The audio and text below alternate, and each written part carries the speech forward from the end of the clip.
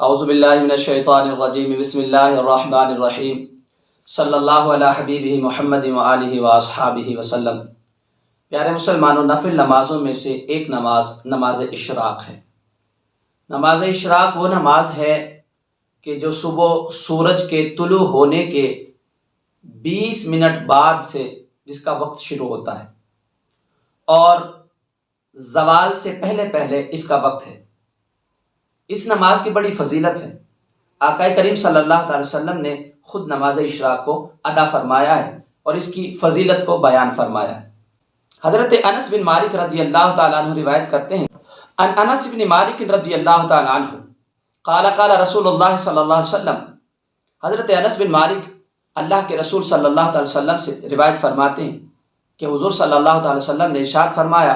من صلی الغداۃ فی جماعت، جس نے صبح کی نماز جماعت کے ساتھ ادا کی، ثم قعد، اور پھر وہ بیٹھ گیا،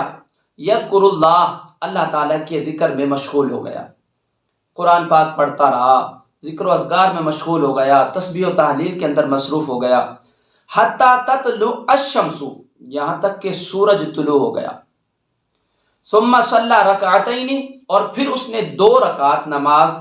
نفل اشراق کے ادا کیے، کانت لہو کاجر حجۃ و عمرۃ، قال قال رسول اللہ صلی اللہ علیہ وآلہ وسلم، تامۃ تامۃ تامۃ، تو اللہ تبارک و تعالی اس کو ایک مقبول حج اور عمرے کا ثواب عطا فرماتا ہے۔ یعنی سورج طلوع ہونے کے بعد جب اشراق کا وقت شروع ہو گیا، اس وقت تک وہ بیٹھا رہا، اللہ کے ذکر میں مشغول رہا، اللہ کی یاد میں مشغول رہا، اور پھر 2 رکعت نفل ادا کی، نماز اشراق کی، تو اللہ تبارک و تعالی اسے ایک مقبول حج اور مقبول عمرے کا، کامل حج اور کامل عمرے کا ثواب عطا فرماتا ہے۔ عن ابن عمر قال، حضرت عبداللہ بن عمر رضی اللہ تعالیٰ عنہما فرماتے ہیں،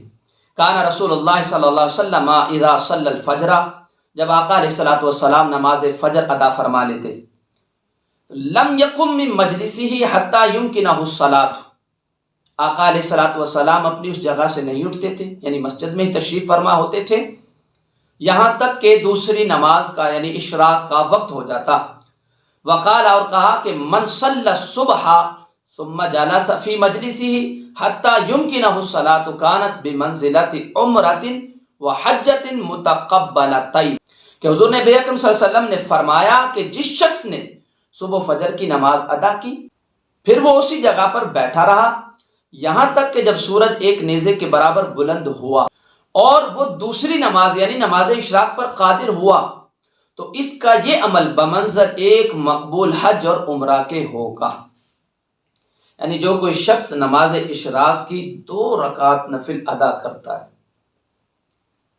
اللہ تبارک و تعالی اسے ایک مقبول حج اور مقبول عمرے کا ثواب عطا فرماتے ہیں۔ اے پیارے مسلمانوں، کتنی بڑی فضیلت ہے، کتنا زیادہ اجر و ثواب ہے۔ نہ جانے ہماری قسمت میں حج اور عمرہ ہے یا نہیں ہے، لیکن ہم یہ نماز ادا کر کے اس رب قدیر کی بارگاہ سے اس کا جو بے پناہ فضل ہے، اس کی بے پناہ رحمتوں کی وسعتیں ہیں، جو